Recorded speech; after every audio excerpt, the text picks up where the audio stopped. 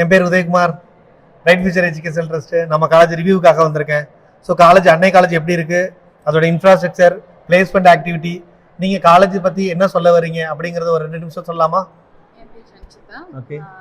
First year cyber security படிக்கிறேன். கள்ளக்குறிச்சிலேருந்து வரேன். காலேஜ் ஃபர்ஸ்ட் ஆஃப் ஆல் ரொம்ப பெஸ்ட்டான காலேஜ்னு சொல்லலாம்.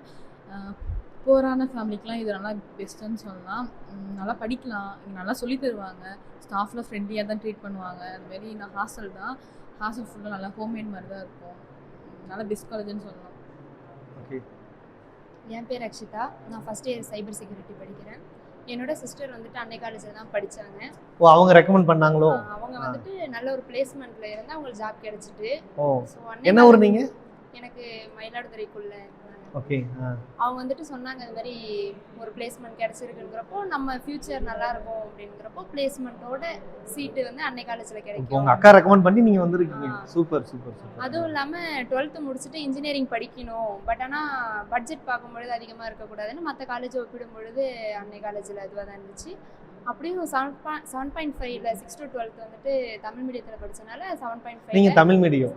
Very good very good. இப்போ தமிழ் மீடியத்துலேருந்து இதை ஃபேஸ் பண்ணும்போது எப்படி இருக்கு பொறியியல் துறையை? புதுசாக வந்துட்டு பார்க்கும்பொழுது ஸ்ட்ரகிள் ஆனாலும் ஸ்டாஃப்ஸ்லாம் வந்து ரொம்ப மோட்டிவேட் பண்ணுறாங்க. உங்களால் முடியாதது ஒன்றுமே கிடையாது, தமிழ் மீடியம் படித்தா நம்மளால் சாதிக்க முடியாதுலாம் இல்லை, தமிழ் மீடியம் படித்தவங்க நிறைய பேர் நிறைய துறையில் சாதிச்சுக்கிட்டு தான் இருக்காங்க. ஓகே. நம்மளால முடியும்னு ஸ்டாஃப்ஸ்லாம் மோட்டிவேட் பண்ணுறாங்க. ஸ்டடீஸும் எல்லாம் சூப்பராக இருக்குது, புரிகிற மாதிரி நடத்துறதுனால எல்லாமே ஓகேவா தான். கல்லூரி பற்றி வேற என்ன சொல்ல வரீங்க மாணவர்களுக்கு?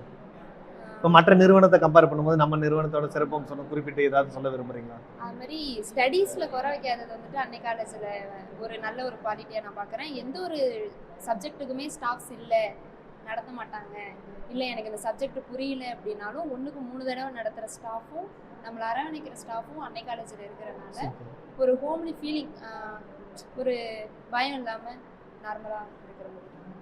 ரொம்ப சந்தோஷம். உங்களோட ரிவ்யூக்கு ரொம்ப நன்றி. தேங்க்ஸ்.